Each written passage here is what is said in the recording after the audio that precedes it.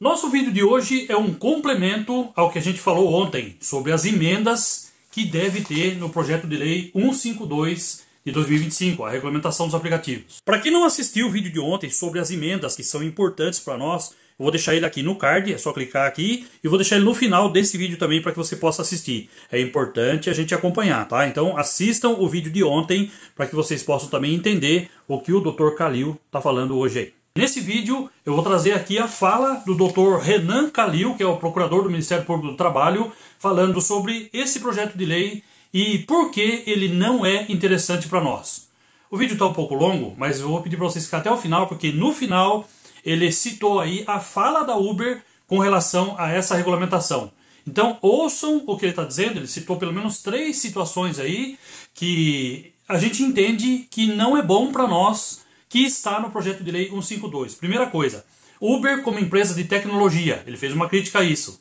A outra, nós como trabalhador autônomo, sem subordinação, será mesmo? Vocês sabem que vai continuar assim a subordinação. E a terceira coisa é que esse projeto de lei vai legalizar tudo que a Uber faz hoje. Eles vão poder continuar fazendo, Uber 99 vão poder continuar fazendo o que fazem, e só que de forma legalizada. O PL, ele fala que as plataformas digitais são empresas que fazem intermediação, aproximando vocês, os motoristas, que seriam trabalhadores autônomos, dos clientes, né, dos passageiros. E isso é um problema. Isso é um problema porque esse é o primeiro passo que as empresas dão para se afastar de toda e qualquer responsabilidade que elas vão querer ter em relação a vocês. Enquadrar essas empresas como elas se fossem intermediárias, isso é fugir da realidade, gente. Vocês não chamam um aplicativo... Nenhuma pessoa no Brasil pega o telefone celular e abre o aplicativo da Uber ou da 99, falando assim, não, vou contratar um motorista por meio da Uber ou por meio da 99 e esse motorista vai prestar um serviço para mim. O raciocínio das pessoas não é esse. As pessoas falam assim, vou pedir um Uber, vou pedir um 99. Por quê? Porque o cliente está pensando que essa empresa vai fazer isso. Se houvesse de fato essa intermediação, eu como cliente poderia escolher o motorista que vai estar prestando o meu serviço. Porque se os trabalhadores autônomos, eles de fato têm independência para fixar suas condições de trabalho, eles em tese vão disputar no mercado entre si e cabe aos clientes, aos passageiros, tomar a decisão se eu vou contratar o João, José ou Paulo. Não é isso que acontece. Porque quem está prestando o serviço é a Uber. Quando eu, cliente, abro o meu telefone, eu espero que o trabalho ele vai ser prestado de acordo com alguns parâmetros e com uma expectativa que a Uber ou a 99 criam para mim. Não é o trabalho do João, do Paulo, tanto faz quem vier prestar. Eu estou pensando que a Uber ou a 99 vai prestar o serviço para mim. Esse é o primeiro ponto. O segundo é, essas empresas, elas têm uma atitude dúbia, pelo menos. Porque para a Receita Federal, que é quem vai cobrar o imposto de renda delas, elas dizem que elas são empresas de tecnologia, elas dizem que elas fazem apenas e tão somente intermediação. Mas para o INPI, o que é o INPI, gente? O INPI é o Instituto Nacional de Propriedade Industrial. O INPI ele é importante porque quando você tem uma empresa, você tem uma marca, certo? Se você tem uma marca, você não quer que outra pessoa que também está competindo com você no mercado pegue essa marca de você e você perca a possibilidade de explorar economicamente isso. Então, sei lá, a Água Lindóia aqui, ela registra a marca dela no INPI, dizendo que ela é uma empresa que vende água, porque se eu hoje quiser criar uma empresa de água que chama Lindóia, eu estou querendo roubar o negócio dela, está errado, não pode. Né? Como vocês acham que a Uber e a 99 se registram no INPI, gente? Vocês acham que elas vão lá fazer o registro, dizendo que elas são empresas de tecnologia, dizendo que elas fazem intermediação, ou vocês acham que elas vão lá e dizem que são empresas de transporte? O que vocês acham? Lá elas dizem que elas são empresas de transporte. Exato, porque senão você podia criar uma empresa de transporte que chama Uber, e daí você fala assim, não, eu sou a Uber. Então, no que é conveniente para elas, elas dizem o que elas são. E no caso da Uber, essa história eu gosto sempre de contar, porque ela ilustra a loucura desse debate que a gente está. A Uber, em 2016, quando ela está providenciando os registros dela no Brasil, e ela decide se adequar à lei, porque até 2016, gente, a Uber operou alguns anos no Brasil que ela não recolhia nenhum imposto para o Brasil. Não sei se vocês lembram ali no começo, 2014, 2015. Isso vai sendo adequado ao longo do tempo. Exato, exato. Aí, em 2016, ela decide ir lá no INPI, não, vou fazer meu registro aqui. E o primeiro pedido de registro da Uber, ele é negado. Por que ele é negado? Porque Uber é o prefixo de uma cidade bem famosa no Brasil, ali no sul de Minas. Não é Uberaba, tá, gente? É Uberlândia. E daí, tinha uma empresa de transporte que operava ali em Uberlândia, que chamava Uber, sei lá, Táxi Uber, alguma coisa que tinha o nome Uber. E aí o INPI falou assim, não pode, já tem uma empresa que chama Uber. E daí a Uber recorre, e daí o recurso dela é maravilhoso, porque ela fala assim, não, a gente oferece transporte de passageiros, a gente é uma empresa mundial em São Francisco, blá, blá, blá. Daí ela conta a história e conta o que ela de fato está fazendo. Então, por que eu estou contando essa história? Porque se a gente vai ter uma lei que vai tratar especificamente disso, tem que estar na lei o que acontece. A gente não pode criar uma lei para criar uma realidade paralela, que não é o que está acontecendo no dia a dia de vocês. Então, a primeira coisa que eu chamo a atenção é como que a gente vai definir o que essas empresas fazem. Essas empresas são empresas de transporte de pessoas. Ponto. O PL diz que elas só fazem intermediação. Esse é o primeiro problema estrutural que eu diria que a gente tem no PL. O segundo esse PL, né, ele fala que ele vai regulamentar o trabalho do trabalhador autônomo plataformizado, tanto o motorista quanto o entregador. Muito bem. E daí ela vai falar que o trabalhador autônomo plataformizado é quem vai fazer o trabalho sem subordinação. Muito bem. Vocês sabem como que esse PL caracteriza a ausência de subordinação? Só com duas coisas. Falando que o trabalhador não vai ter exclusividade e falando que não vai ter tempo mínimo para trabalhar. Vocês acham realmente que isso é suficiente para dizer que o trabalho é autônomo? Porque vocês vão continuar não podendo colocar preço na corrida. Vocês vão continuar não discutindo o valor da taxa que a empresa vai colocar em cima de vocês.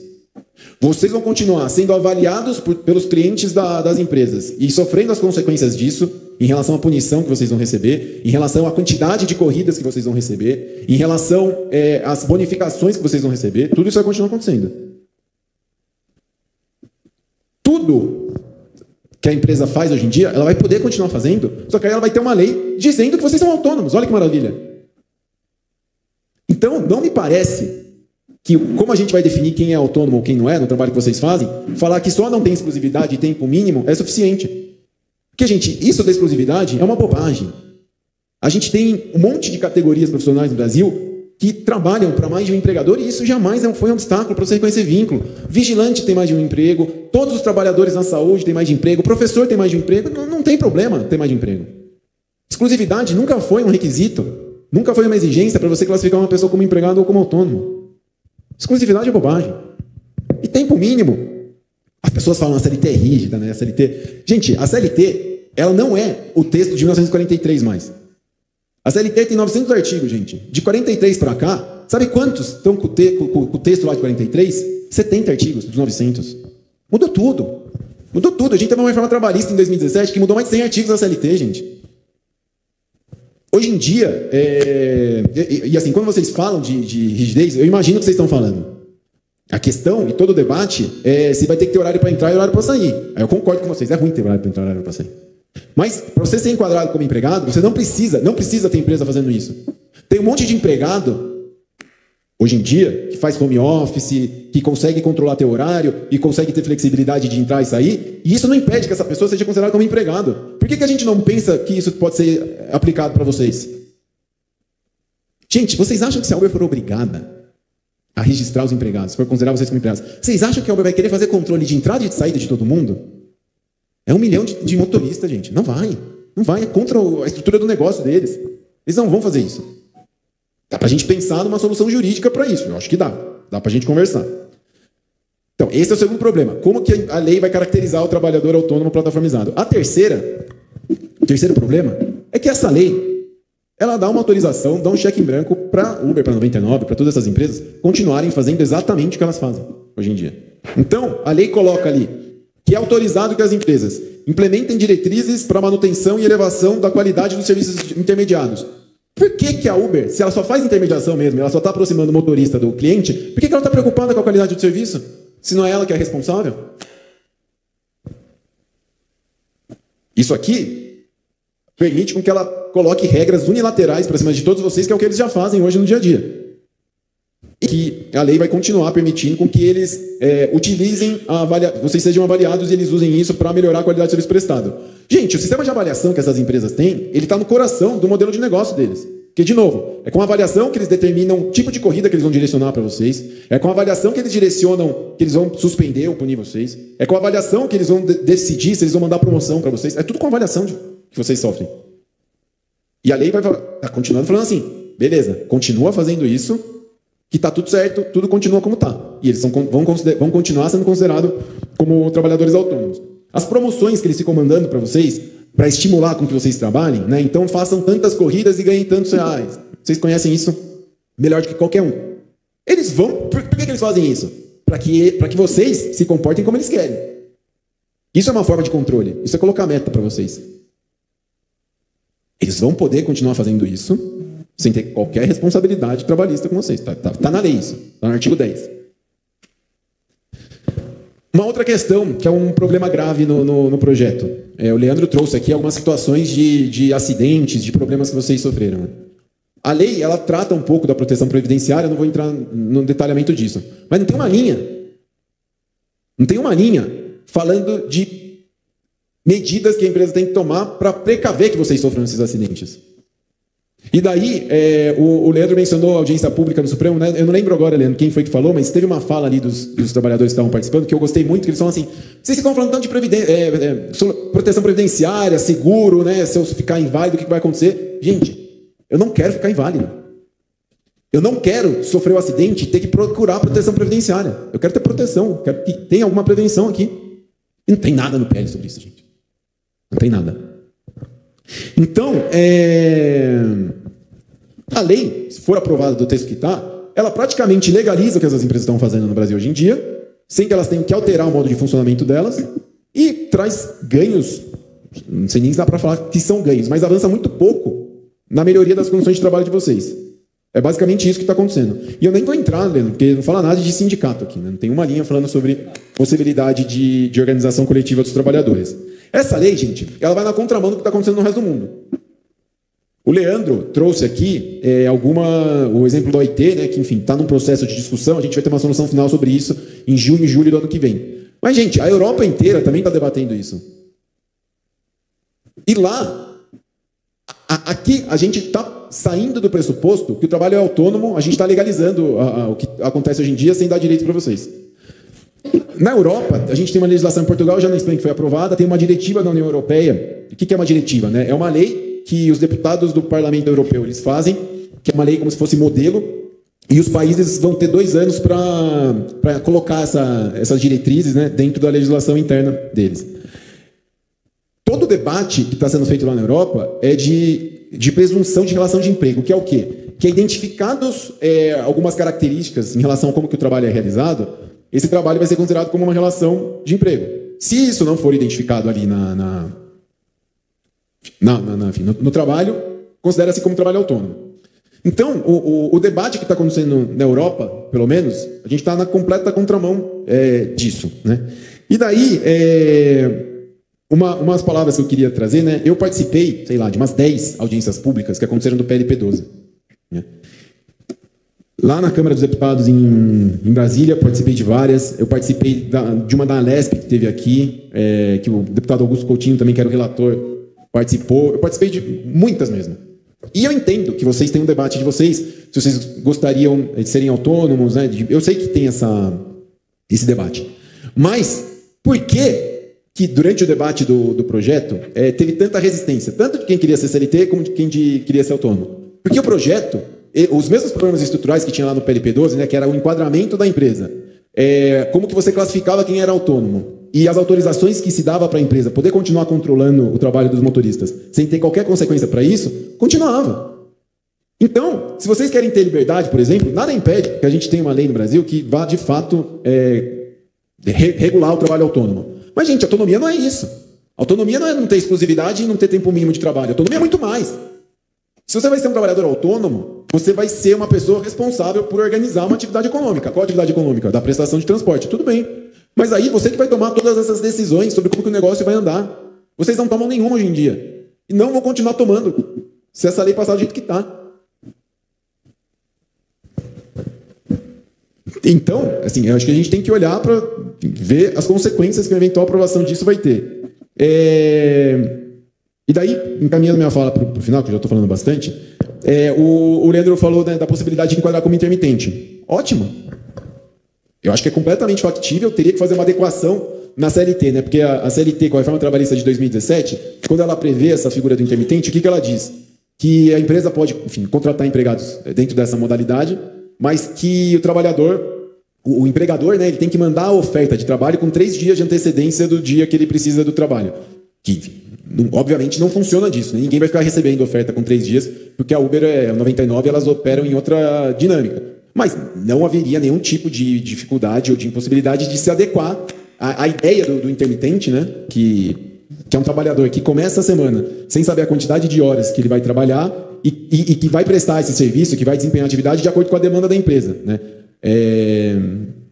Nada impede que isso fosse adequado para a realidade dos motoristas e dos empregadores também. Enfim, e não exigiria nenhuma grande mudança, né? Seria uma previsão específica do dia a dia de vocês, né? Para ver como que seria esse envio da proposta de trabalho e da uma eventual rejeição. E vejam, todo mundo sabe aqui, né, que se vocês ficam rejeitando muita corrida, vocês começam a ter problema. Né? Gente, o trabalhador intermitente está escrito na CLT. Se ele rejeita o trabalho, a empresa não pode punir ele. Está escrito isso na CLT. Então, nem punido o trabalhador intermitente, o cara que é empregado, gente, mas que está no contrato intermitente, ele pode receber uma retaliação por não aceitar o trabalho. Então, me parece, Leandro, que a gente tem algumas, dentro dessa ideia geral do trabalhador intermitente, e como que funciona o envio do trabalho, a resposta do trabalhador, que adequando aos tempos da realidade do trabalho via plataforma digital, a gente poderia avançar em algum grau de proteção aqui, né, se a gente for debater isso. E daí, para finalizar de verdade a minha fala, para devolver a palavra para você, Leandro, você perguntou em relação a custo, né? Quanto que isso, né, eventualmente impactaria. Eu acho que a resposta que você trouxe do Dara já responde tudo. Se ele fala que a empresa pode se adaptar a qualquer legislação em qualquer lugar do mundo e está tudo certo, não seremos nós que vamos nos preocupar com isso. Se ele fez a conta e está tudo certo, está resolvido, entendeu? Então é isso, Leandro, fico por aqui. Parabenizo novamente a realização do evento, né? A comissão foi instalada na semana passada no Congresso, né? Então é importante realmente que vocês façam esse debate para que os representantes de vocês que forem até Brasília levem esse posicionamento de vocês, porque vai se dar início a uma nova onda de debates para regular o trabalho em plataforma digital e, enfim, e trazer esse acúmulo que vocês vão gerar aqui vai ser bem importante para que o debate seja mais rico e não seja só as empresas lá levando as demandas delas. Obrigado.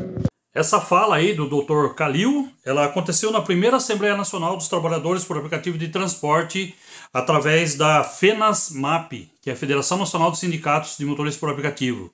Vou deixar aqui o link para que vocês possam assistir na íntegra tudo o que aconteceu aí nessa primeira Assembleia. Eu acho que é bem importante a gente assistir. Então o link está aqui na descrição. Eu queria que vocês comentassem o que vocês acham sobre tudo isso.